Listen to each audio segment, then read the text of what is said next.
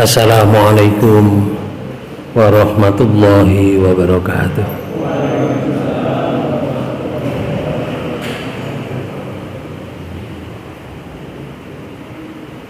Bismillahirrahmanirrahim. Alhamdulillahil qail fi kitabihil karim. A'udzu billahi minasyaitonir rajim. Wala ya'tali ulul fadli minkum wassa'ah ayyu'tu ulil qurba wal masakin wal muhajirina fi sabilillah wal ya'fu wal yasfahu ala tuhibbuna ayyaghfirallahu lakum wallahu ghafurur rahim. Asyhadu an la ilaha illallah wahdahu la syarikalah wa asyhadu anna Muhammadan abduhu wa rasuluhu la nabiyya wa la rasula ba'dah.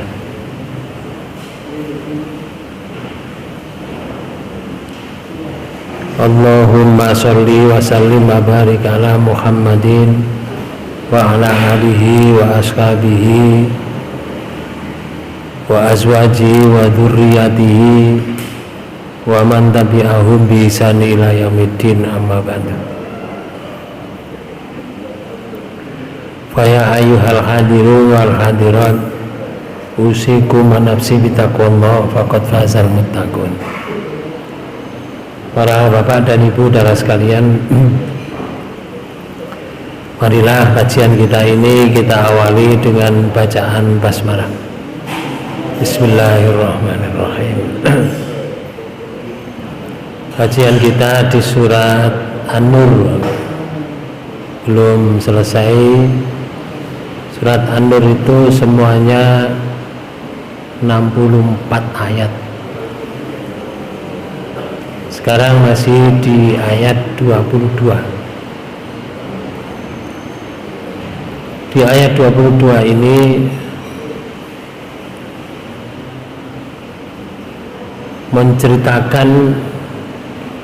Allah menceritakan kepada Rasulullah Sallallahu Alaihi Wasallam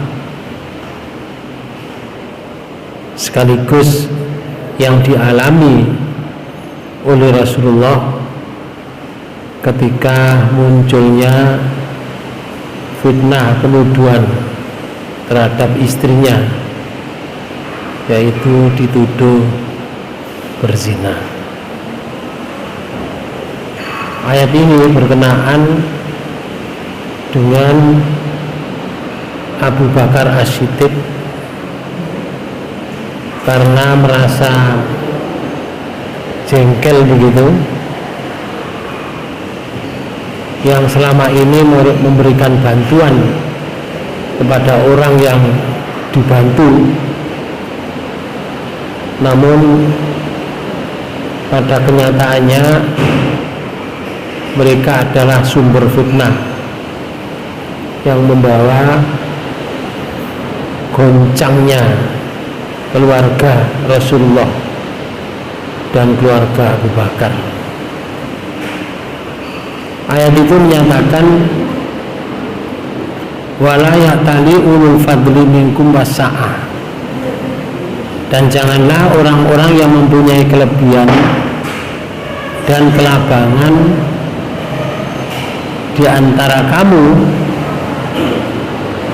ayyutu ulul qurba wal masakin, bersumpah bahwa mereka tidak akan memberi bantuan kepada kaum kerabatnya, yaitu orang-orang yang miskin, wal muhajirina, dan orang-orang yang berhijrah fisabilillah pada jalan Allah. Wal ya'fu, maka hendaklah kamu memaafkan. Wal yasfahu, dan hendaklah kamu berlapang dada. Ala tuhibbuna, apakah kamu tidak menginginkan ayaghfirallahu lakum, bahwa Allah mengampuni kamu. Wallahu ghafurur rahim, dan Allah Maha Pengampun. Ar-Rahim, Allah Maha Penyayang.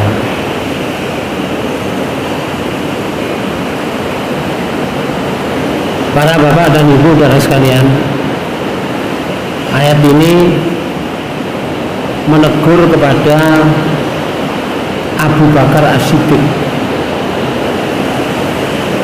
karena di masa itu Abu Bakar As-Siddiq bersumpah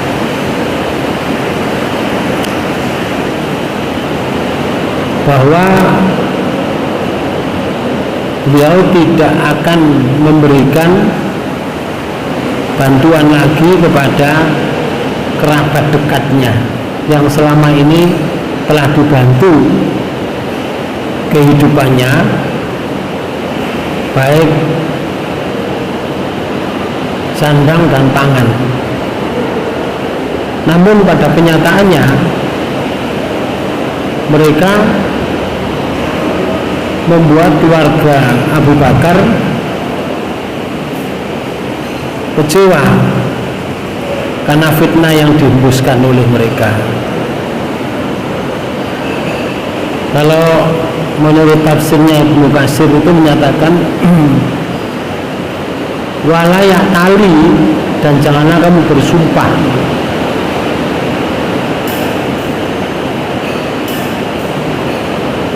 Ya, tali itu dari kata ilyah.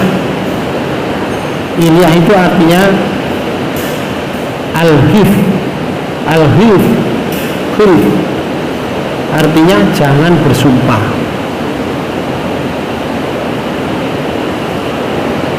Terus di ayat itu disebutkan ulul fadli minkum, pada orang-orang yang mempunyai kelebihan di antara kamu, diberi kelebihan oleh Allah, harta. Karena Abu Bakar itu kaya, Bapak-Ibu sekalian. Maksudnya kelebihan harta itu ya, Abu Bakar itu hartanya lebih tapi juga rajin bersedekah, rajin berbuat kebaikan dengan harta itu. Kemudian di situ ada kalimat wasa'ah. Wasa'ah itu kelapangan. Diberi oleh Allah kelapangan itu karena dengan harta itu sejahtera, maka disebut wasa'ah. Bukan kelapangan yang diancam, tapi kelapangan yang sejahtera. Dilanjutkan, ayat itu ulil qurba wal masakin wal muhajirina fisabilillah, bahwa kalau kamu mempunyai kelebihan harta dan kelapangan atau kesejahteraan, kamu jangan bersumpah untuk tidak, ayat itu ulil qurba, untuk tidak menunaikan atau memberikan bantuan kepada ulil arba, ulil qurba, kepada sanak kerabat.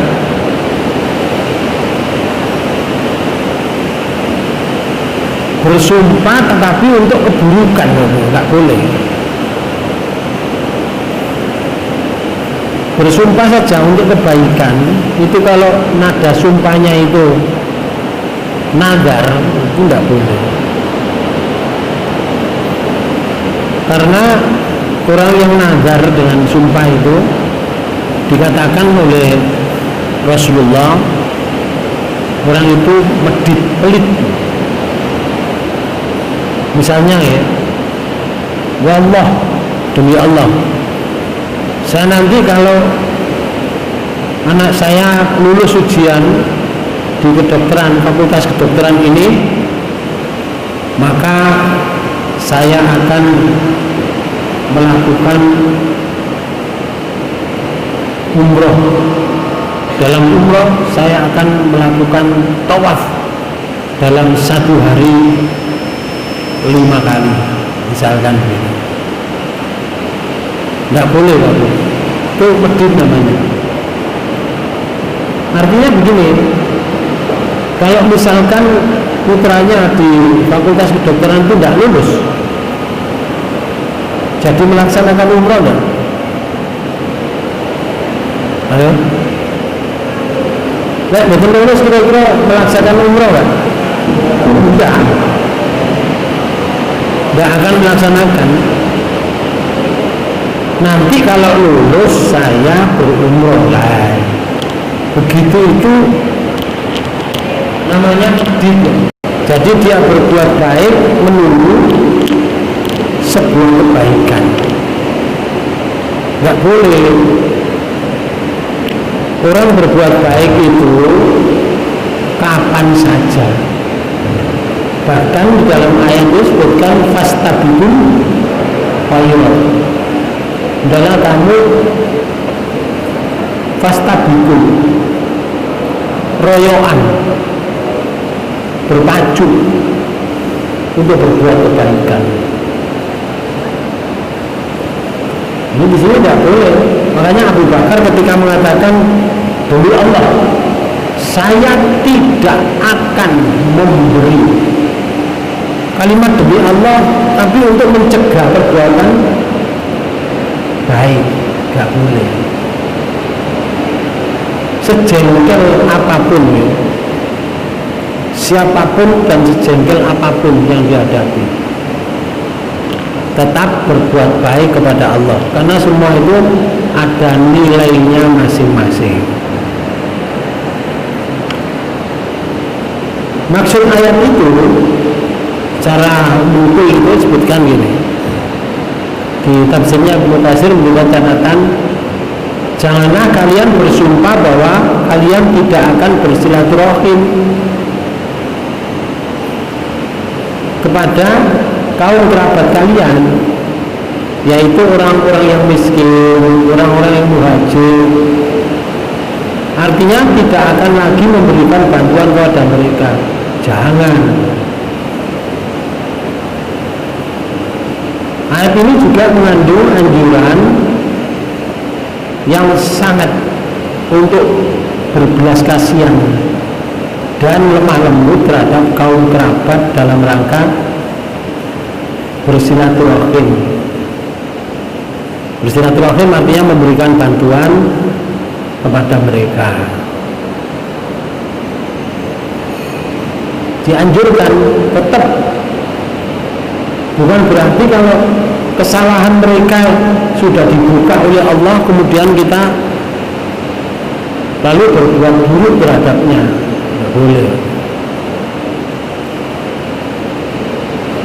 Kalau ada orang berbuat jahat, itu boleh, tapi dibalas dengan jahat itu boleh. Tapi itu kalau mau berbuat membalas, itu pun balasannya setimpal, tidak boleh lebih. Karena itu di ayat itu disebutkan wal ya'fu wa yasfahu, dan hendaklah mereka itu memaafkan. Kalau kepada Abu Bakar wal ya'fu, hendaklah kalian itu memaafkan. Kalau keluarga Abu Bakar, hendaklah mereka memaafkan. Wal yasfahu, dan hendaklah mereka berlapang dada.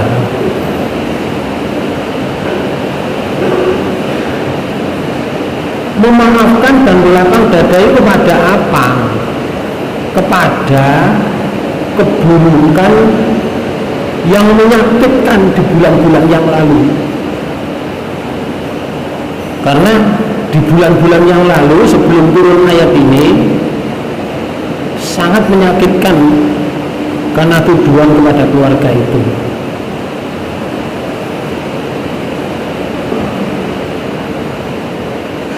Allah itu punya sifat penyantun, maka hendaklah kita terjemahkan dalam kehidupan kita.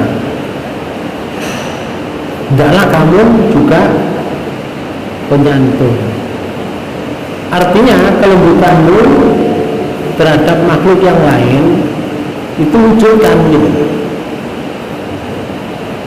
Walaupun mereka berbuat aniaya, tapi ini berat memang bagus. Berat. Kalau kita dianiaya orang terus rasanya kalau tidak membalas itu rasanya berat. Melihat orang dianiaya saja, kadang-kadang kita melihat ya, bukan kita yang dianiaya. Kita melihat orang dianiaya, itu aja kalau mereka itu nggak bisa membalas, rasanya kita itu secara tidak langsung ikut mendoakan jelek.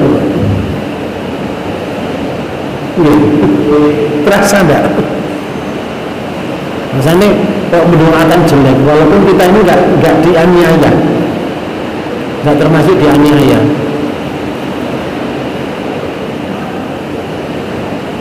Bapak dan Ibu dan sekalian, karena itu ayat ini diturunkan berkenaan dengan Abu Bakar yang bersumpah tidak akan memberikan bantuan kepada kerabatnya yang sementara ini sudah dibantu,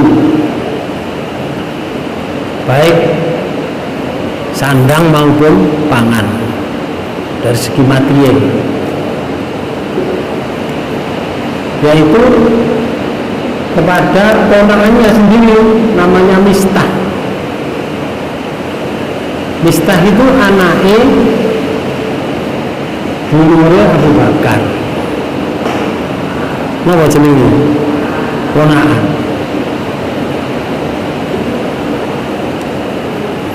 Kemudian Bapak sekalian, karena itu dalam ayat ini dulu asbabun nuzulnya, sebab turun ayat ini setelah Allah menurunkan wahyu untuk membersihkan Aisyah, mulai ayat 11 sampai ayat 20 dibersihkan Aisyah dari sifat kekotoran dan tuduhan, agar beliau dan keluarganya tenang dan tentram. Lalu yang kedua, Allah menerima taubatnya para pengusung fitnah, yaitu orang yang membicarakan berita-berita bohong kepada khalayak manusia dari kalangan kaum mukmin, dan itu dilakukan hukum had. Hukum had itu artinya dilaksanakan hukum orang yang memfitnah, menuduh. Apa tuduhannya? Apa buat hadnya apa kira-kira? Orang yang menuduh orang berzina, sedangkan yang dituduh itu orang yang bersih, dijatuhi hukuman menurut Al-Quran. Apa hukumannya? Di surat An-Nur itu, ya, di ayat 4 disuruh mendatangkan saksi 4. Ya, kalau tidak bisa mendatangkan saksi 4, orang itu dihukum had, didera berapa? 80 kali. Keluarga Mistah ini atau Mistahnya ini bisa nggak mendatangkan saksi 4 orang yang penuduhannya kepada Aisyah itu? Nggak bisa. Tapi Mistah bertobat kepada Allah, ya Allah, bila tobat ya Allah tidak akan mengulangi lagi. Tapi hukuman tetap berjalan, tetap dihukum, diterima tobatnya, tapi tetap dihukum. Kalau dia tidak tobat, tetap dihukum, Kalau dia tidak tobat, hukumannya sampai akhirat. Jadi non dulu kena hukuman, di akhirat kena hukuman. Kalau ini enggak, dihukum di dunia, dicambuk 80 kali. Tapi di akhirat juga lepas. Karena apa? Taubatnya diterima oleh Allah. Kemudian Bapak-Ibu sekalian, yang ketiga yaitu khitab Allah, ketetapan Allah, ketentuan Allah beralih kepada sahabat Abu Bakar As-Siddiq. Jadi satu, pembersihan nama Aisyah, dua, penerimaan tobat sekaligus dilakukan hukuman had. Yang nomor tiga, di khitab Allah beralih kepada Abu Bakar As-Siddiq yang menyatakan dengan sumpah tidak akan memberi bantuan lagi. Ini kepada Abu Bakar. Apa kitanya ini?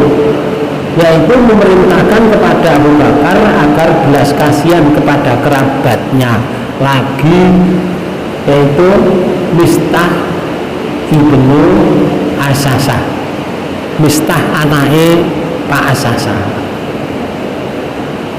Mistah ini adalah anak bibik Abu Bakar, bukan saudara, maaf ya, anak bibiknya Abu Bakar, bibinya Abu Bakar. Berarti sepupu, maksudnya bukan ponaan tapi sepupu. Dengan Abu Bakar. Mistah adalah orang yang miskin.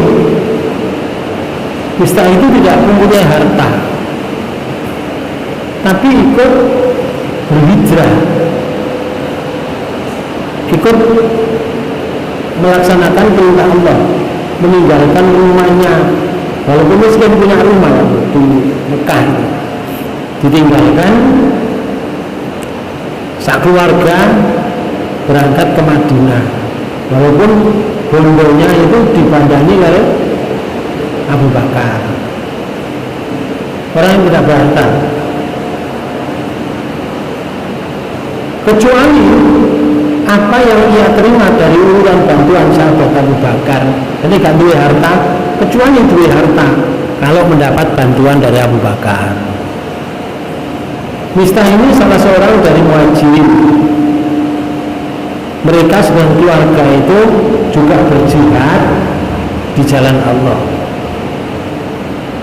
Tetapi ia terpeleset, ya, dalam kehidupannya itu terpeleset.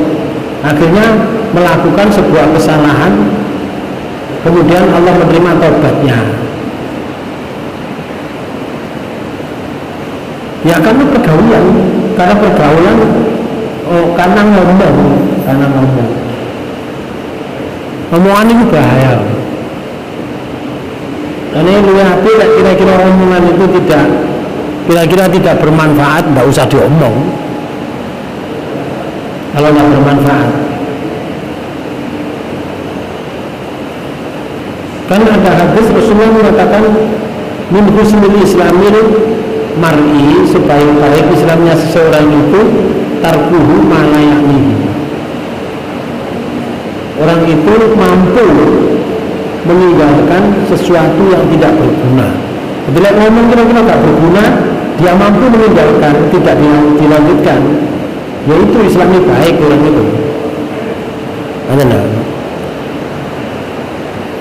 Nah, Mistah ini termasuk kepleset omongan dan menebarkan fitnah itu banyak gitu loh.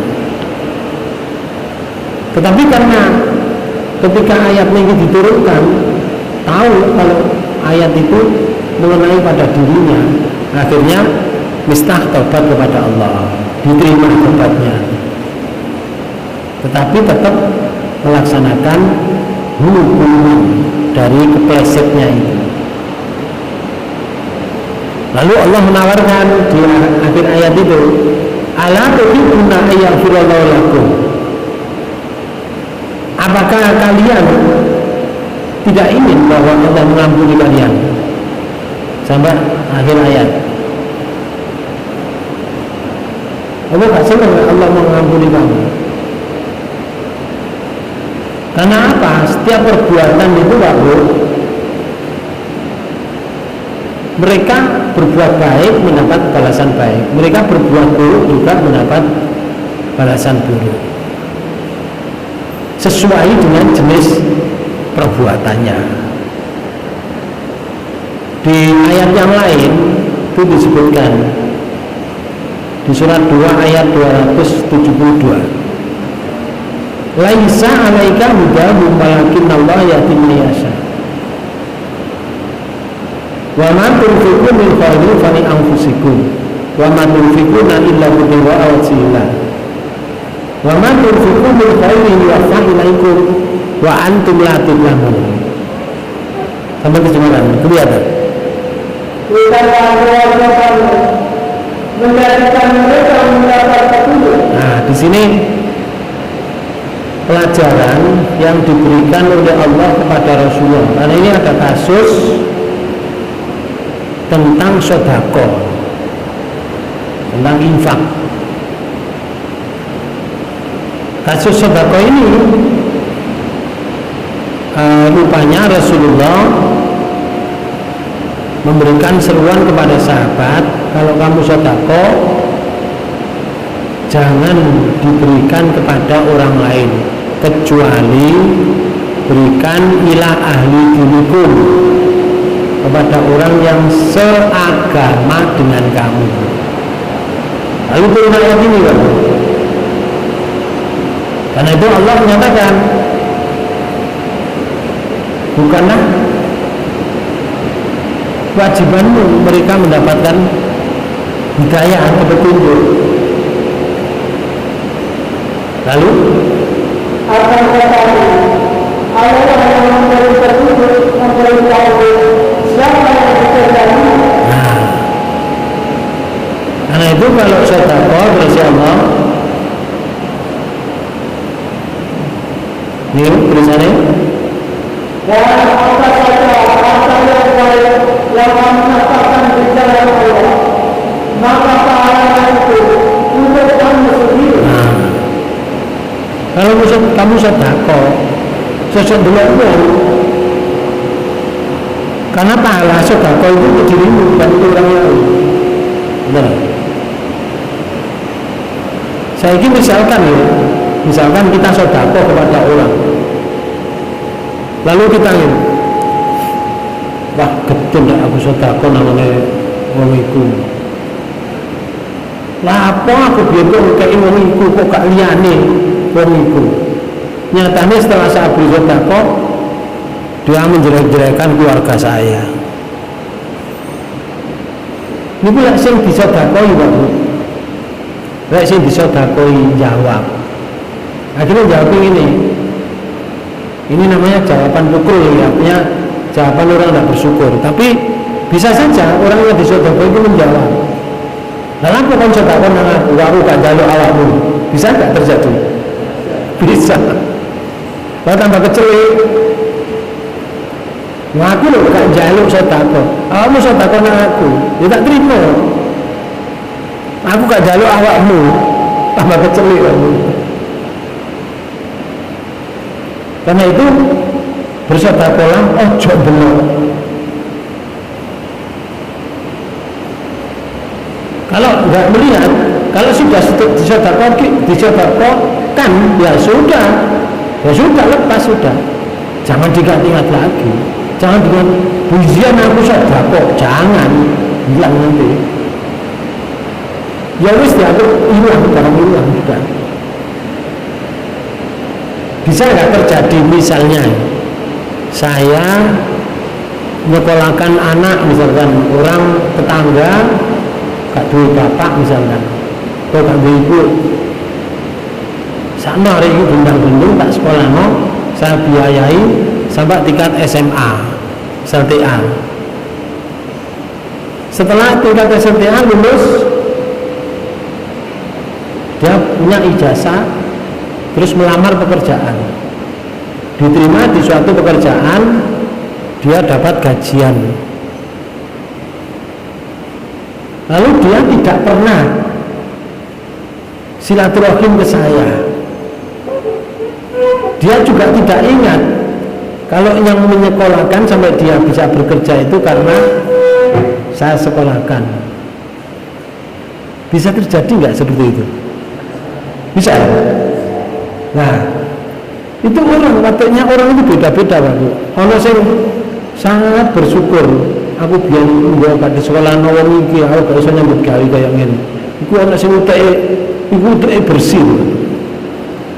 Itu bersyukur, uteke bersih. Akhirnya,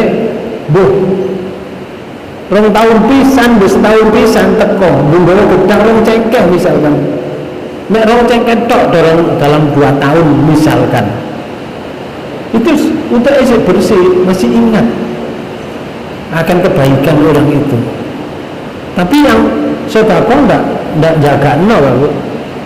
Tidak mengharapkan wong arek iku sing tak sekolah nang kudune bales nang aku. Enggak ada jaga tapi ketika dia datang ke sini membawa pisang 2 cengkeh, itu sedekahnya.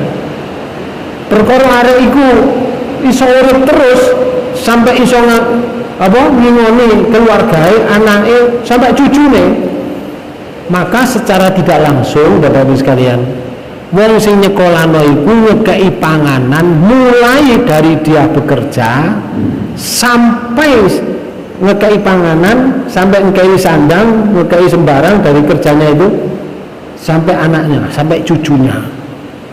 Itu sedekah yang mengalir terus. Tapi jarang orang berpikir semacam itu. Yang sering terjadi jika tidak nombong, itu loh gak bersyukur belas. Muni alhamdulillah mengaku apa. Wong biyen lek sekolah sampai saiki nyambut gawe iso duwe apik koyo ngono. Duwe kendaraan apik koyo ngono. Saiki tutup gogolan barang.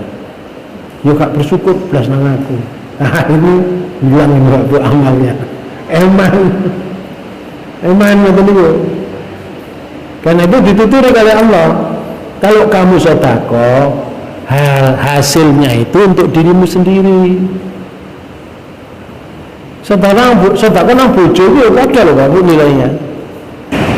Ketika wong lanang nyambut gawe terus duwike dikene bojo terus gawe mangan bareng. Iku berarti wong lanang sedekah nang wedok. Tapi bisa terjadi sing lanang gak iso nyambut gawe tapi si wedok nyambut gawe. Hasilnya nyambut gawe digawe-gawe nggawe obat si lanang, nggawe mangan si lanang, gi ngramut. Iku yo sedekah, pahalanya besar untuk keluarga itu. Oleh karena itu kalau misalkan terjadi percekcokan dalam rumah tangga, itu biasa. Saya kepingin tahu di antara sekian banyak orang ini, ada yang mulai dari pernikahan sampai sekarang nggak pernah geger, bendro.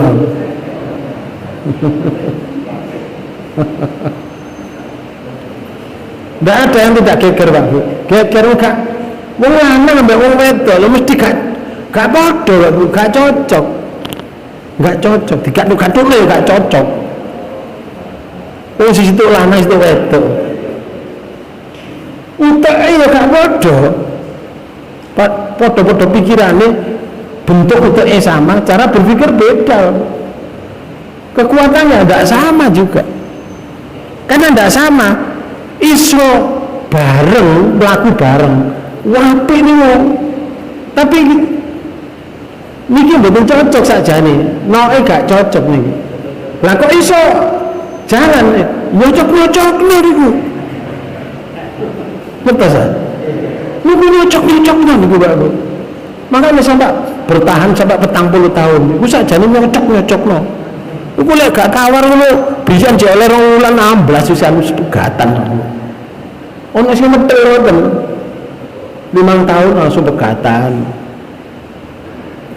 Ini apa? Gak cocok kok. Ngoten Pak. Gak cocok lek pendapat itu gak dapat dicocok-cocokno Pak Bu. Sing gak cocok iku ya lek sing lanang moro tanganan, sing wedok balik-balik disaduki, dikamplengi, lah iku perlu dipisah. Tapi kalau hanya berbeda pendapat mulut, soalnya ngeten manten nyar niku, ya nyar itu kira-kira sampai 10 tahunan lah. Sampai 10 tahunan. Iku lek bapake jek ono, ibuke jek ono, masih ke bapak-bapakan, masih ke mbok-mbokan ngoten. Jajar lek wong tuane gak ono kabeh, mandiri uripe. Ayo bapakmu kau ono saiki, mbokmu kau ono. Saiki awakmu urip ambek aku. Mau apa? Bukan kate dipateni mboten. Nyocokno. Nyocokno iki. Supaya mlaku niku bareng ngoten. Ini barang ancane wong lanang mbek wedok beda, mesti nyocok-nyocokno, ngoten lho. Lah ana wong lha iki lah. Ya apa golek terjadi masalah dalam rumah tangga? Loh, wong kate rumah tangga kok golek masalah. Wis gak ada golek masalah, teko dhewe masalah iki. Kertas ya. Masalah itu nanti datang sendiri, gak usah iki apa jadi masalah lho. Ojo diarep-arep masalah iku. Oh jadi manten sak minggu wis masalah kok. Enggak. Ono wong dadi manten sing ambek wong Malaysia biyen. Wong Indonesia, penyanyi. Sinten? Oh, bukan. Oh, menjadi perbincangan nasional Pak Bu. Sandra apa?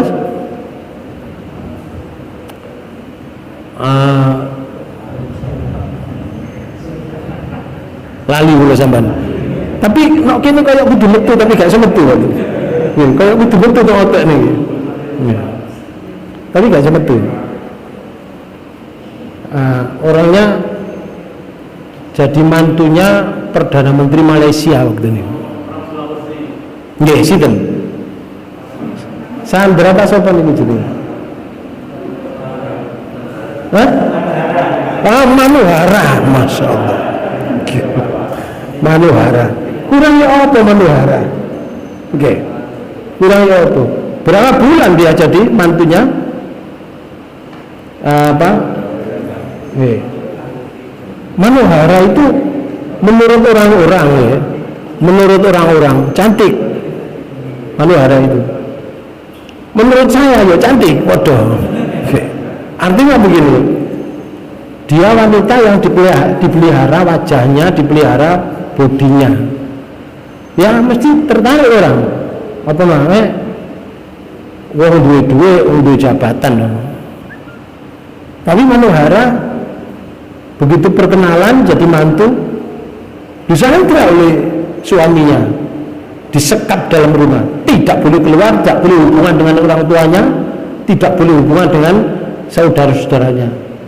Lah kayak dihukum, tapi nggak apa, mangannya enak-enak, sate, mangan, wis pokoknya enak Pak Bu, di dalam keluarga istana ya. Tapi terkekang hatinya, masalah enggak? Masalah. Kita ini istana Pak Bu, tapi bermasalah. Begitu dia bisa keluar, akhirnya melapor dan dia kembali ke Indonesia. Sajane lek manut sampai bojone waktu niku. Lek manut ya sajane surga, Bu. Wong anake raja diraja surga apa? Malaysia. Cuma hanya tidak boleh hubungan, tidak apa-apa sebetulnya. Tapi dijadikan masalah besar. Boleh. Boleh dijadikan masalah besar.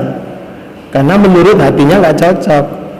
Wong wedok, maaf ya, Bu-ibu, wong wedok niku lek wis dilamar ambek wong lanang, terus diserano ambek bapake, terus dijawab karo si lanang, qabiltu nikahaha wa tazwijaha bil mahril madkur.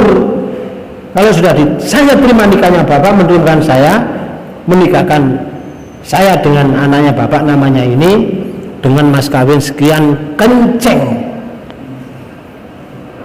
halan kenceng, jreng, diterima.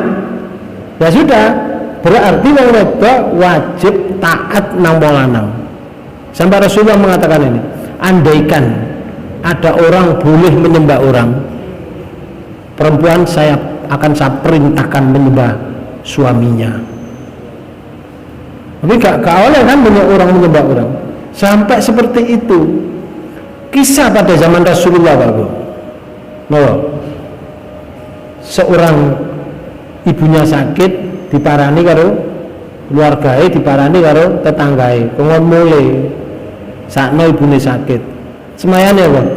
Suami saya telah memerintahkan saya tidak boleh keluar rumah kalau belum datang.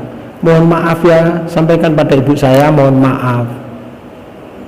Kedua, ibunya sudah dalam keadaan sakaratul maut, datang lagi, jawabannya seperti itu. Sampai ketiga meninggal, jawabannya seperti itu. Sampai ibunya sudah dikubur, akhirnya dilaporkan kepada Rasulullah, ini ada anak durhaka ya Rasul. Kenapa kok durhaka? Gimana ceritanya? Ceritanya seperti itu. Rasulullah jawabannya apa? Ibunya sekarang mendapat ampunan dari Allah di alam barzah karena punya anak perempuan taat kepada suaminya. Subhanallah. Padahal ibu loro sampai meninggal, gak jenguk sama sekali, gak melihat wajahnya ibu. Tapi seorang ibu mendapatkan ampunan dari Allah. Sing ngucap Rasulullah loh Pak, bukan kulo. Pak kulo sing ngucap aja gedabrus awakmu ngoten. Lek sing ngucap Rasulullah enggak bisa Pak, pasti itu. Ngoten. Jadi kembali ke sini tentang pemberian. Kalau kamu memberikan, caranya ini, caranya. Janganlah kamu membelanjakan sesuatu melainkan karena mencari keridhaan Allah. Oh, carane. Jadi kalau membelanjakan sesuatu, ojo mandang yang lain, tapi carilah ridhonya Allah. Mencari ridho Allah ini boleh. Terus kami mikir ya Bu. Terus kami mikir. Kalau ada orang, contoh, kalau kayak contoh ya, ono suami ambek istri dalam rumah tangga, dadak suami itu loro-loro, ada gak? Ada. Baik suami itu loro-loro, si rambut itu istrinya.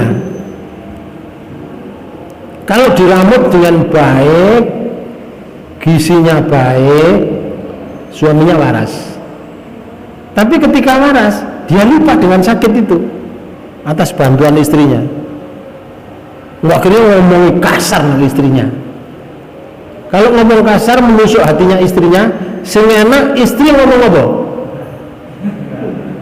Kalau ibu jadi istrinya ngomong sing enak ngomong apa? On biar kata rambut mate kan biar jan. Saking aku rambut awakmu. Iku gak namanya tidak mencari ridho Allah. Berarti Allah sing dipulih niku.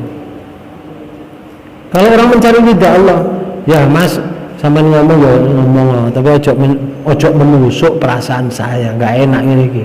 Dijelaskan aja seperti itu. Jangan mengungkit sedekah yang sudah kelewat 10 tahun yang lalu. Diselesaikan masalahnya sekarang ini ya. Karena hidup itu masalah. Hanya itu. Itulah namanya mencari ridha Allah. Begitu juga orang laki-laki. Semua untuk dibuandani kaya istri Sulaiman niku, Sulaiman. Ya. Sulaiman niku, Pak Bu, 1 bulan istrinya itu dikai blonjo 300 juta. 1 bulan Pak Bu. Awake dhewe kok dikai 300 juta. Iso nyicil berapa puluh tahun Pak Bu? 150 juta 10 tahun. Masya Allah, itu 1 bulan. Tapi karena terpengaruh orang lain, akhirnya dia meninggalkan Sule. Sule apa? Udah pindah? Gak, bener Sule. Ya sudah, Kalau kamu meninggalkan ya sudah, berarti sudah selesai dari pemberian saya 300 juta setiap bulan. Cuma pinter bojone mari dikai setiap bulan dalam sekian tahun dadi toko, dadi sawah, dadi sembarang. Mereka masih ditinggalkan sulit tidak masalah. Cuma kan tidak baik ngeten iki. Ngoten. Itu namanya menikung dari belakang. Tidak boleh. Oh, itu semua ada pahalanya, ada resikonya Pak Bu. Kalau niatnya buruk nanti Allah Maha tahu, dibuka oleh Allah. Niatnya baik ya juga dibuka oleh Allah. Tentunya banyak hadis, tapi kita kayak gak nutut nih, kayak diterusno hadis ini, bahwa orang itu nanti akan dihisab oleh Allah itu pertanyaannya, sampai mereka itu semayan kancane saya akan memungkiri apa yang saya perbuat, tapi akhirnya ditutup, dikunci Allah, dikunci, gak bisa ngomong, gak bisa ngomong, si ngomong, terus Allah tanya pada kulitnya, kulit ngomong apa? Bulu ngomong, tangan ngomong, kaki ngomong. Makanya surat Yasin al-yauma nahtimu ala afwahihim wa tukallimuna aydihim wa taswatu arjuluhum bima kanu yaksibun. Pada hari ini saya tutup mulut mereka, tangan-tangan mereka berbicara disaksikan oleh kaki-kaki mereka. Ya nggak bisa apa-apa Pak. Kembali ke ayat ini. Oleh karena itu di akhir ayat Allah mengatakan wa ma tunfiqu min khairin wa fa'ilaikum wa antum la tudlamun. Dan apa saja harta yang baik yang kamu nafkahkan, niscaya kamu akan diberi pahalanya dengan cukup, sedang kamu sedikit pun tidak akan dianiaya. Tidak akan dianiaya Bang. Artinya kalau kita berbuat dengan harta, maka harta itu akan dikembalikan oleh Allah, tidak dikurangi sedikit pun. Umpama kita berbuat sedekah dengan beras misalkan, 1 las beras saja tidak berkurang, persis diberikan oleh Allah. Kalau ikhlasnya tambah, Allah menambahi sendiri seberapa orang itu ikhlas. Karena itu sebab turun ayat ini diriwayatkan dari sebuah hadis Ibnu Abi Hatim dari Ibnu Abbas bahwa Nabi SAW sebelumnya memerintahkan kepada kami agar tidak memberi sedekah melainkan kepada orang Islam. Lantas turun ayat ini. Ayat ini Allah menjelaskan bahwa tidak seharusnya orang merasa berdosa jika memberikan sedekahnya kepada kaum fakir lantaran kefakirannya. Sebab tujuan sedekah itu adalah untuk menutupi kebutuhan orang yang diberi sedekah. Jadi tidak melibatkan masalah keimanan. Urusan sedekah adalah urusan sedekah, tidak ada hubungan dengan keimanan. Di samping itu, kebaikan kaum mukminin itu hendaknya bersifat merata, sifatnya umum, artinya mendahului umat lainnya dalam hal kebaikan dan keutamaannya. Di ayat ini mengandung arti bahwa hidayah atau petunjuk itu bukan urusan manusia tetapi milik Allah. Maksudnya orang yang diberi hidayah itu orang yang dikehendaki oleh Allah. Artinya bagi yang mencari hidayah. Karena itu kalau sedekah jangan mengharapkan keimanan. Maksud saya ngeten, ojo mengharapkan orang itu berbuat baik. Betul sih. Ada iki kita pagerlek tak apa? Tak papersane tak bersenane agar sebelah saya ini orangnya kalau panen supaya saya di sotakoi siji gak oleh. Itu masalah harta semeluru tak ewangan bersihkan wong iki cek melok jamaah gak oleh. Kalau kita berbuat hanya karena Allah, jangan mengharapkan orang itu berbuat baik. Karena urusan keimanan itu hidayahnya Allah sendiri yang ngatur, selama orang itu mencari hidayah. Kalau dia nggak mencari hidayah, masih kita sedekah sama entek harta kita, Bu, ya kalau hidayah.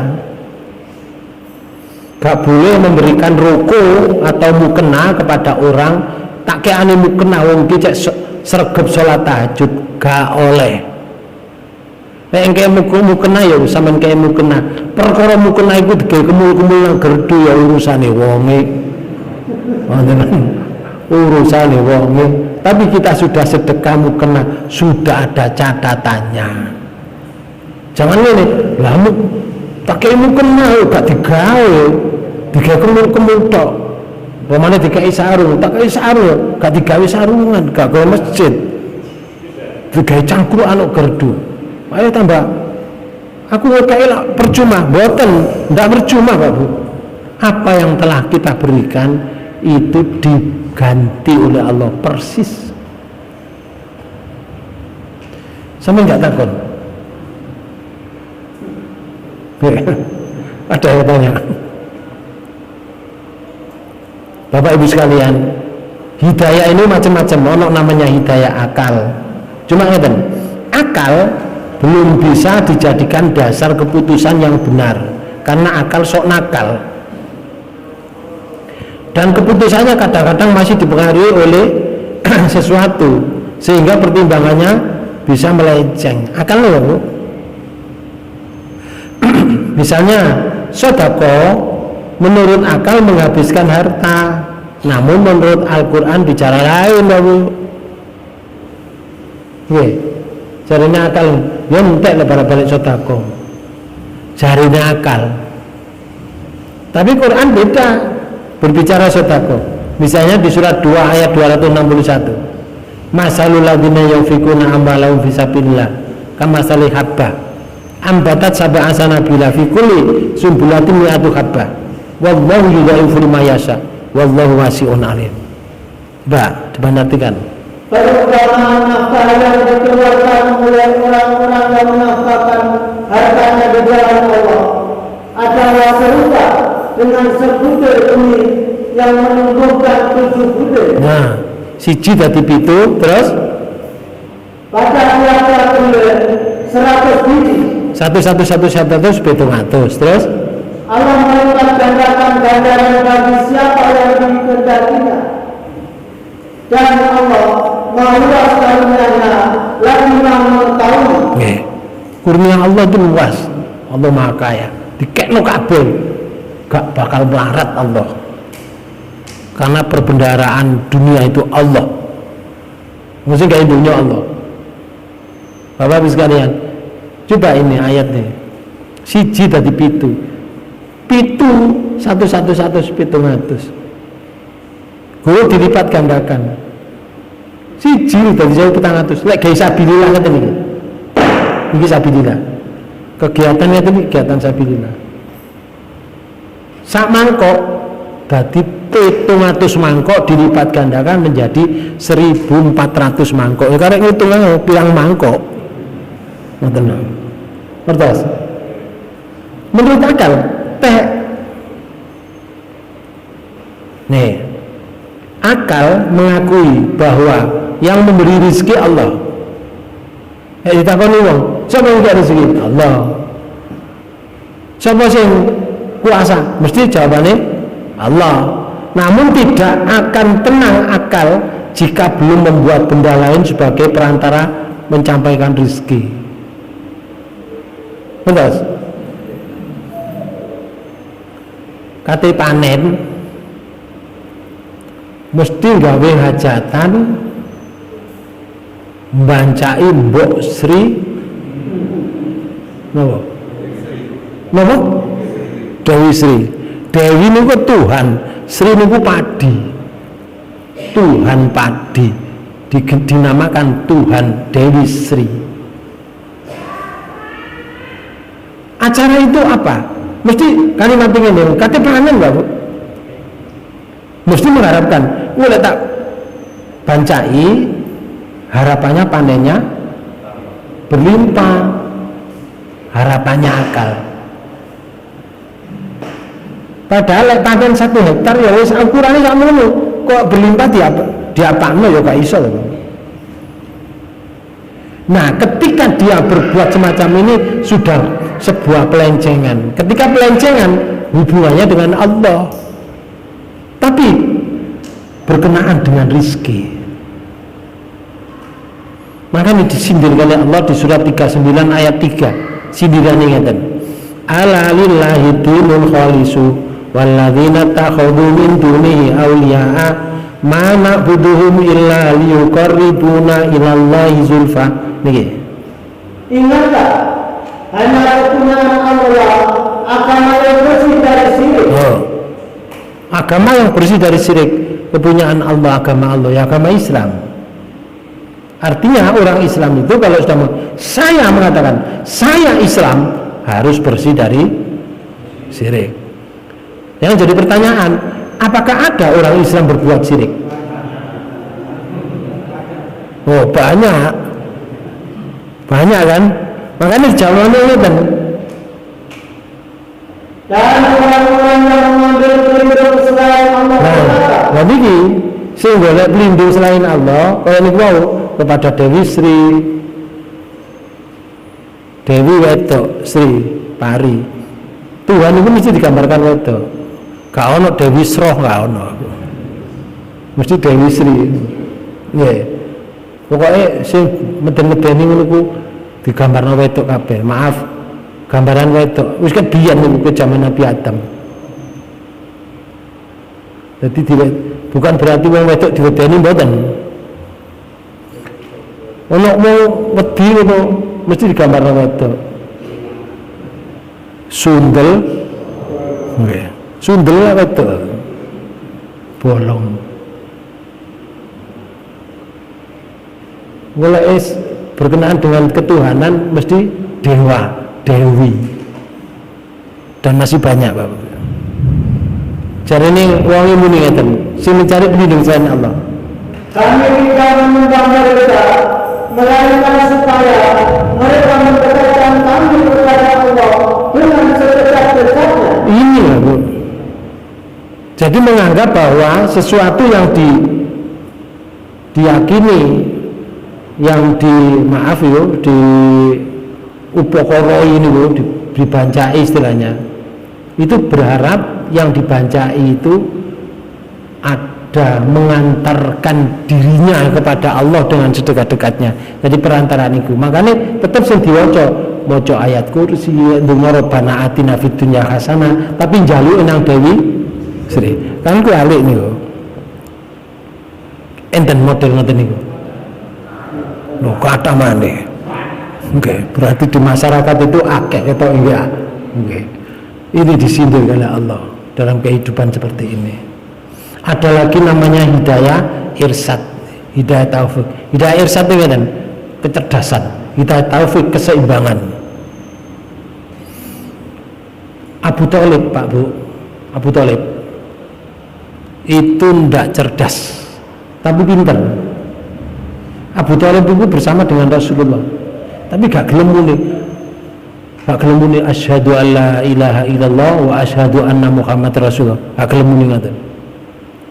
Karena sifat kerasnya. Tapi membela Rasulullah itu mati-matian. Bahkan orang yang mengancam Rasulullah dikejar oleh Abu Thalib. Kau macam-macam ponak aku. Merinding mereka dengan Abu Thalib. Tapi pada akhirnya Abu Thalib tidak mengakui, belum mengakui secara lesan bahwa Muhammad itu Rasulullah, Allah sebagai Tuhan yang berhak disembah. Makanya ketika mau meninggal, Rasulullah mengatakan, "Ami ya ami, wahai paman, qul la ilaha illallah Muhammad Rasulullah." Ini ya paman, tidak ada Tuhan selain Allah, Muhammad Rasulullah. Ya paman, aku kok bantu sampai tak doakno. Tapi dulu Abu Thalib kan banyak, Pak. Abu Jahal, Abu Lahab. Ya Abu Lian ini mendampingi juga kepada Abu Thalib. Juga nalkin, Pak Bu. Muhammad kan, wahai Abu Talib, kau meluk Muhammad. Muhammad itu ponakmu. Dia kamu rawat sejak kecil. Lah kon saiki meluk Muhammad ya gengsi to. Awakmu ku lho digawe pentolane wong kafir Quraisy. Kon iku pentolan, dulu pentilan to, Pak. Kon iku pentolan wong Quraisy. Nek kon meluk Muhammad yo gengsi to, meneng ae gak iso muni sampai nyawa di cabut oleh Allah. Selesai dong. Ditangisi oleh Rasulullah. Jalur sepura ya Allah, panjang sepura Abu Thalib karena dia membantu perjuangan Islam. Turun ayat ini kan. Surat 28 ayat 56. Allah memberikan pelajaran kepada Rasulullah sekaligus memberikan pelajaran kepada kita. Isi pelajaran kita. Innaka la tahdi man ahbabta walakin Allah yahdi man yasha. Niki. Sesungguhnya kamu tidak akan dapat memberi petunjuk kepada orang yang kamu kasih. Ya Rasul, walaupun kamu kasihan pada Abu Thalib, kamu tidak bisa memberikan petunjuk. Lalu, tetapi Allah memberi petunjuk kepada orang yang dikehendaki. sehingga ikut petunjuk aku.